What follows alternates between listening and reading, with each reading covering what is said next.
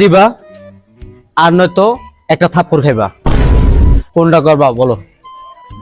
Member সাহেব, আমার কাছে তো টাকা পয়সা নাই, তা আমি একটা থাপ্পড়ই খাই।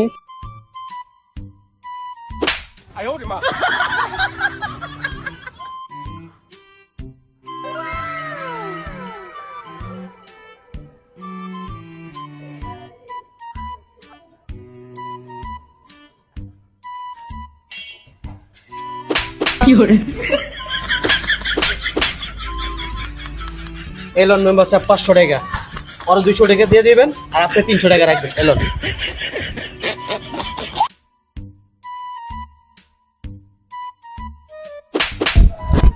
ওই 200 আপনি রাইখে দেন, আমার লাগবে না।